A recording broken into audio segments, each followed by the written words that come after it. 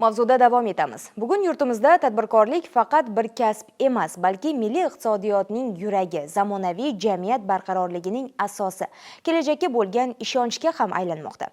Ayniqsa kichik va o'rta biznes sohalarining salohiyati, ijtimoiy-iqtisodiy hayotga ta'siri tobora ortib boryapti. Shu ma'noda Andijon viloyati soliq boshqarmasi tashabbusi bilan Xonobod shahrida kichik va o'rta biznes vakillari o'rtasida tashkil etilgan ochiq muloqot ham ular faoliyatini rivojlantirishga qaratilgani bilan e'tiborli bo'ldi.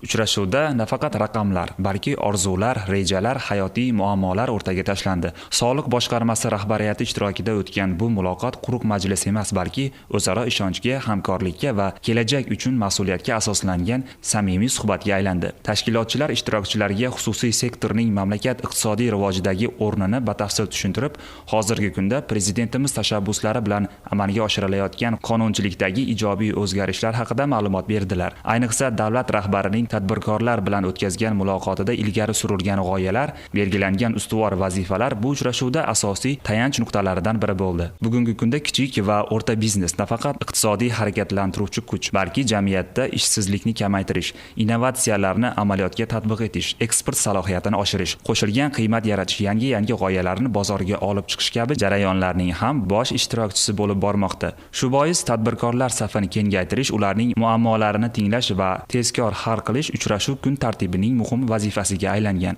Muloqotda ko'plab dolzarb masalalar muhokama qilindi. Tadbirkorlarning soliq hisobotlarini topshirishdagi qulayliklar, soliq imtiyozlaridan samarali foydalanish yo'llari, kadastr organlari bilan bog'liq huquqiy masalalar yuzasidan ochiqcha fikrlar bildirildi. Eng muhimi, muammolar eshitibgina qolmasdan har bir masalaga yechim topish bo'yicha aniq chora-tadbirlar belgilandi. Uchrashuvda asosiy maqsad tadbirkorlarimiz oldida turgan muammolar, ularning soliqqa oid takliflari, nafaqat soliq, balki o'zlarining faoliyatida duch kelgan boshqa muammo masalalar bo'lsa, shular bo'yicha uchrashuv o'tkazilib, masalalar joyida hal bo'ladigan masalalar joyida hal qilindi. Respublikaga bog'liq masalalar bo'yicha takliflar olinib, belgilangan tartibda yuqori tashkilotga yetkazilishi xabar qilindi. Bundan tashqari hukumatimiz tomonidan tadbirkorlik subyektlariga yaratilayotgan qulayliklar to'g'risida qisqacha tushuntirishlar berib o'tildi. Jumladan joriy yildan boshlab servis sohasida xizmat ko'rsatayotgan tadbirkorlik subyektlarimizga